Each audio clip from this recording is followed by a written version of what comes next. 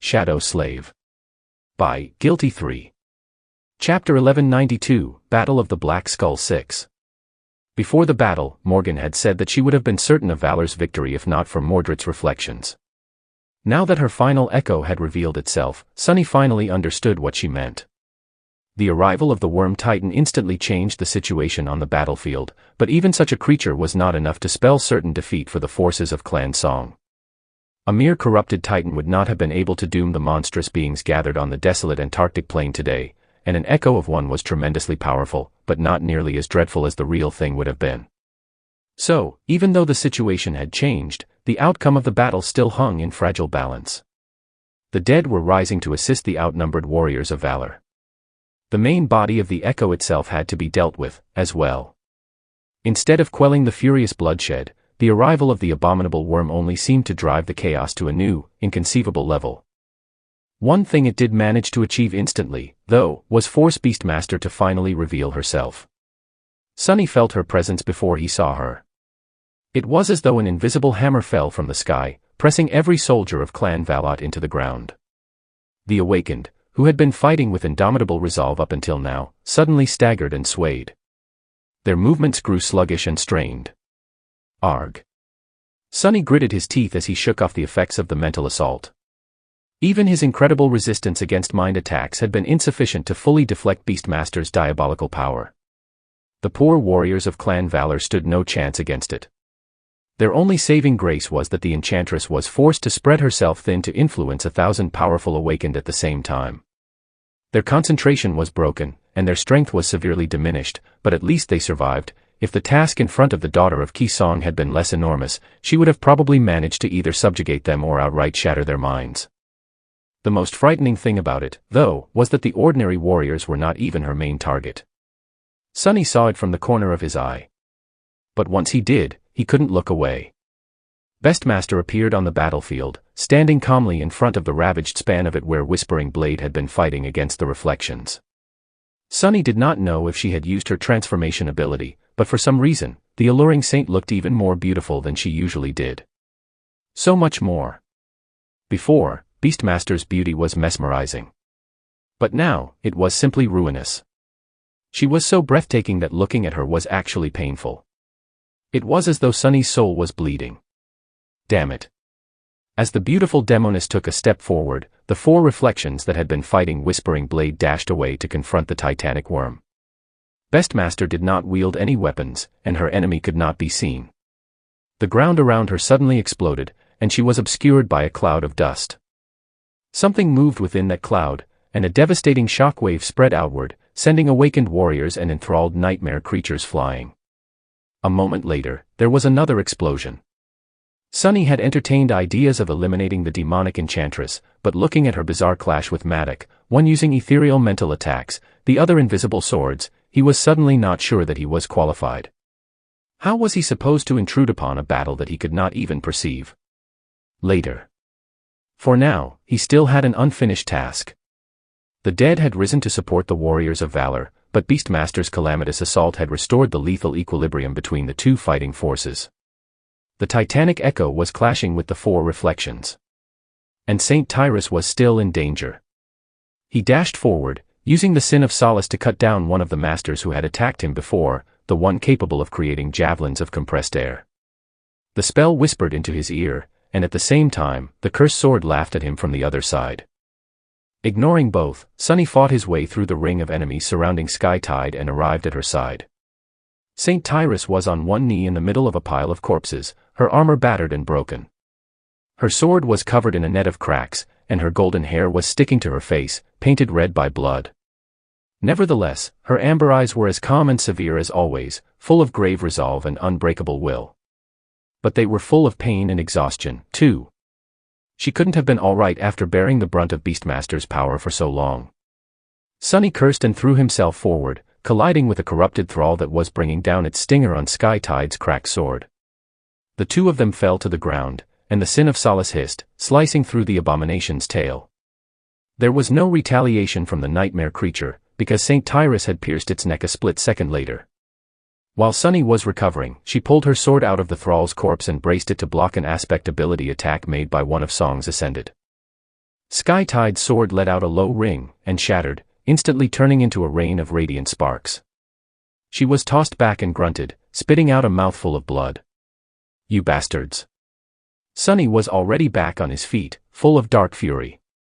He quickly assessed the situation and reluctantly suppressed his desire to slaughter everyone in sight. Cutting down the minions of Clan Song would have been enjoyable, but there were too many of them around, and they were too powerful. He could face them, and he could defend St. Tyres. But he wasn't sure that he could do both at the same time. For now, his priority was to ensure her safety. Gritting his teeth, Sunny called upon the shadows. Instantly, a wave of darkness rose from his feet, pushing the enemies away and solidifying into a tall wall. That wall was not going to hold them back for long, but it would at least buy him some time. He dashed toward Sky Tide and grabbed her by the shoulder, helping the saint balance herself. Her face was pale, and marred by blood. "Lady Tyrus. Are you all right?" He knew that it was a stupid question to ask, considering the situation, but he still couldn't help but ask it. Oin, she looked at him with a pained expression, and then, a pale smile appeared on her lips. "I'll live." "You should." Sky Tide did not finish the sentence. Sunny saw something reflecting in her eyes, and then, she suddenly pushed him away. As Sunny flew back, he felt the wall of shadows he had created explode. A split second later, monstrous claws tore through the spot he had been standing on. The ground shook from the terrible impact, and a vast cloud of dust rose into the air. Those claws belonged to a towering creature that filled Sunny with a sense of dread. The creature looked like an abominable hybrid between a human and a wolf.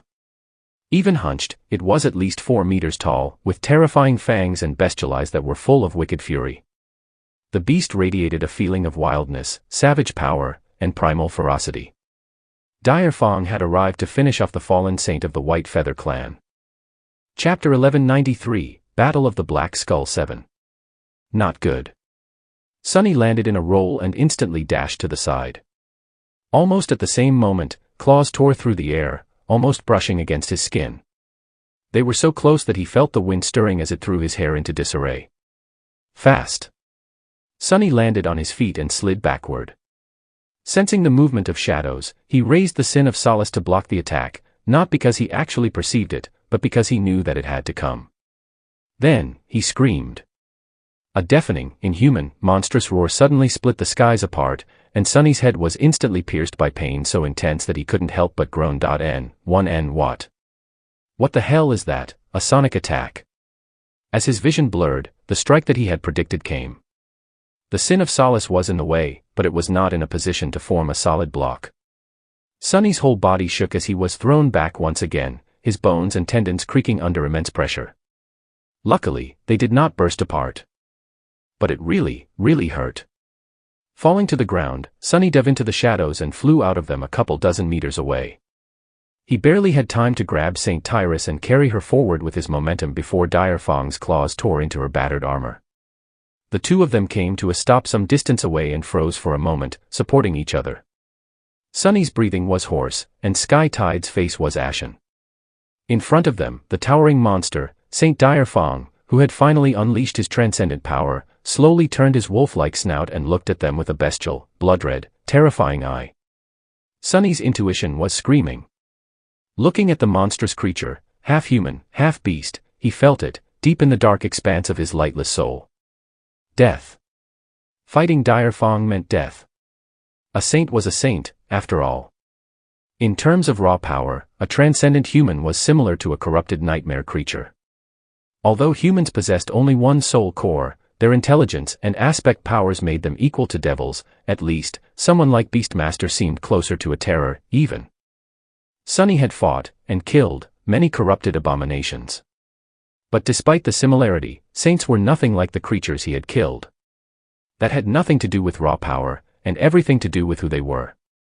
Saints had to conquer 5 hells to transcend: the first nightmare, the second nightmare, the third nightmare, the dream realm, and the waking world. Countless humans had tried, but only the absolute best of the absolute best could survive all 5 of these impossible trials. The strongest, the bravest, the smartest. The most determined, the most skilled, the most adaptable, the most lucky. By far. Only a person possessing all these qualities could become a saint.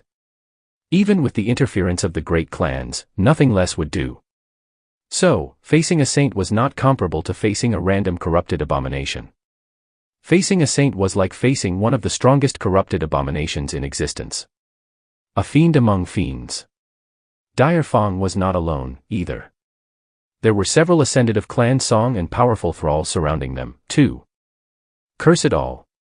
Sunny suppressed the desire to take a step back, knowing that they would not be able to run. His eyes grew dim and bleak. He hesitated for a heartbeat, and then glanced at Sky Tide. If he went all out, using Shadow Shell and every other trick at his disposal, it would probably still not be enough. His last desperate gamble was the Mirror of Truth, but Sunny was not sure that it would be of any help, not before both of them were torn apart by Dire Fong, at least. He trembled.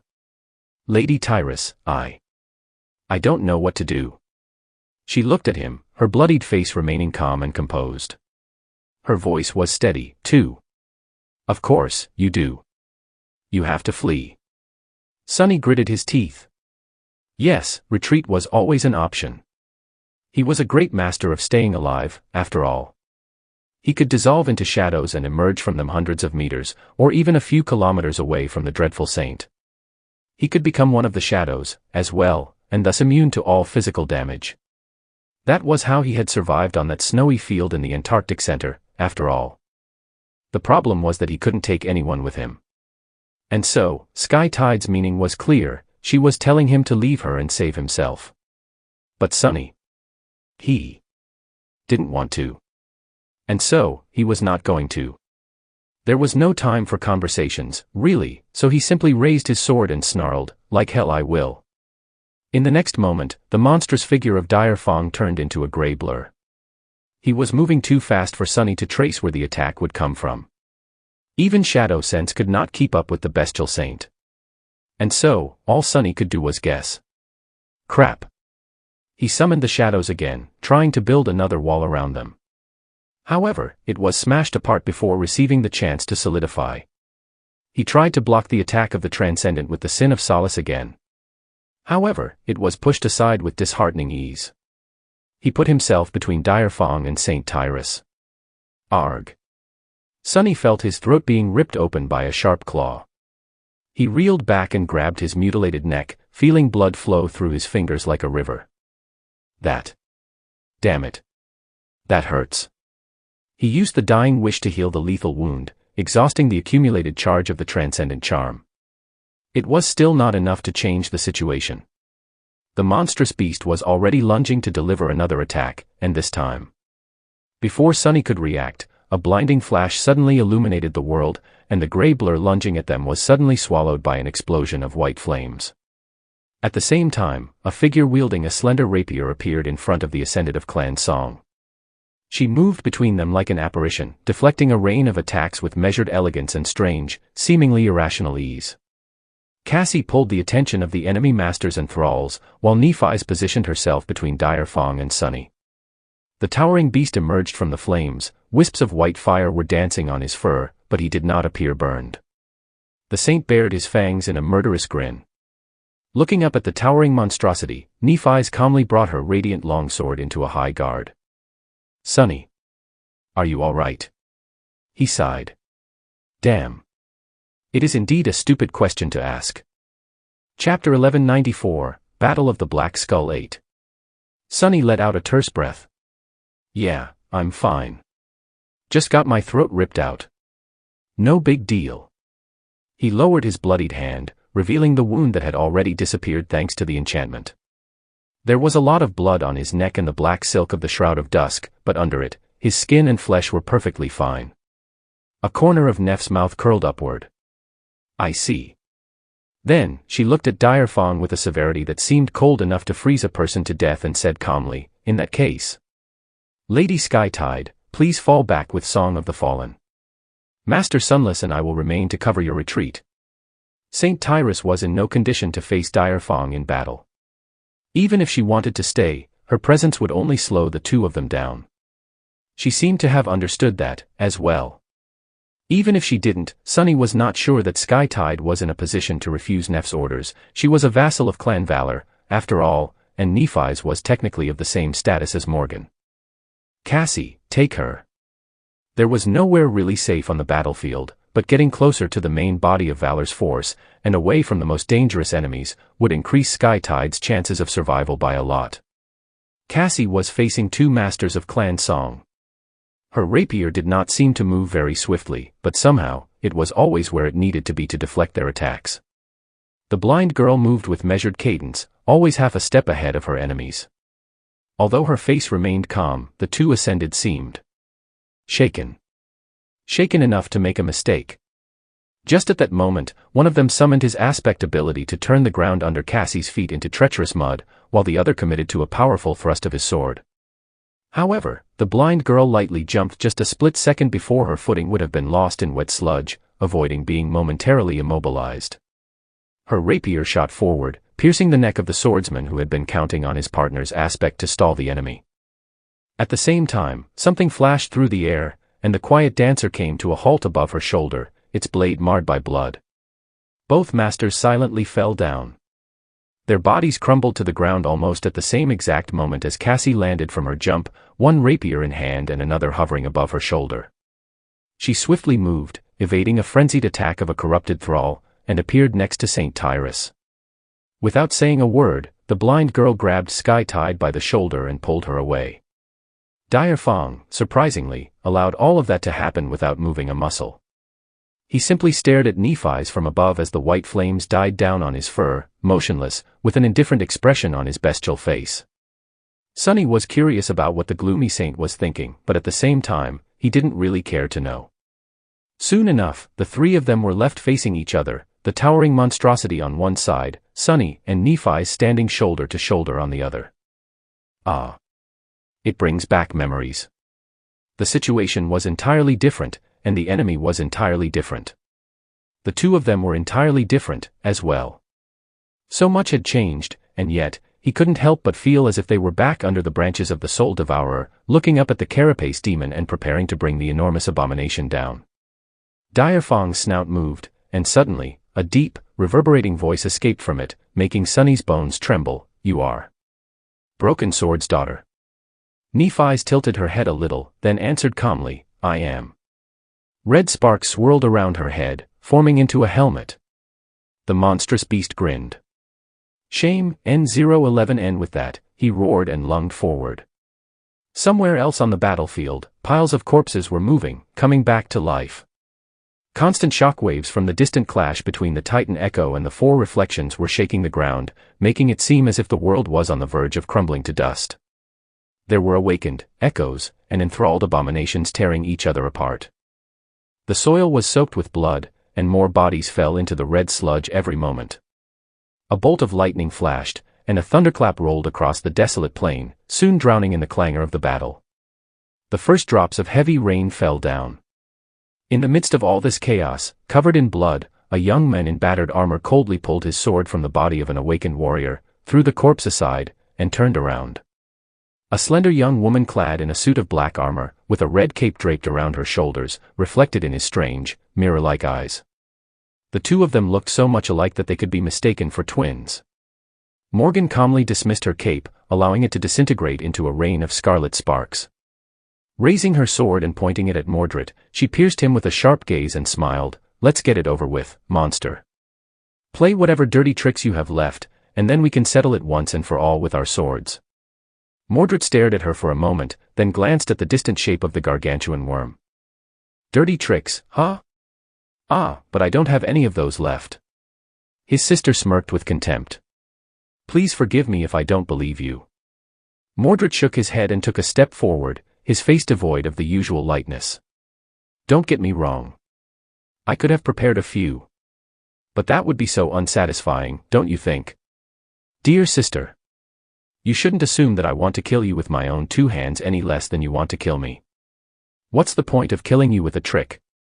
Then, you'll just die thinking, there he goes, doing something contemptible again. No, no, no. I want to kill you, all of you, with what you pride yourself on most. I want to crush you all. Morgan grinned. So, what? You are really going to fight me with a sword? Have you lost the last bits of your broken mind, creature? You don't stand a chance. Mordred took another step back and gritted his teeth. We'll see. His usually calm voice was suddenly distorted by a vast, dark, incinerating hatred. A hatred so hot it could melt the abyss. Morgan stopped smiling and walked toward him with a calm expression. Do you still think that you can escape? I'll have to disappoint you. When this body of yours is destroyed, there will be no escape. You have already spent. What was it, 6, 7 years? Locked in a box. This time, we've built a better one. This time, you'll stay locked forever. Finally, a mad smile appeared on Mordred's face. We'll see about that, too. A split second later, the clangor of 2 clashing swords drowned out the cacophony of the battle. Somewhere else on the battlefield, a taciturn shadow was fighting a blindingly radiant reflection. And somewhere else, the legendary Whispering Blade was fighting the beautiful Demoness, Beastmaster. A giant black panther was tearing a figure woven out of sunlight into shreds with her claws. Her reflection was furiously trying to shake off a small figure of black steel from its hide, while the small figure stubbornly held on. Soul Reaper Jet had aimed her glaive at a monstrous visage of Song Saishan, her leather armor riddled with holes.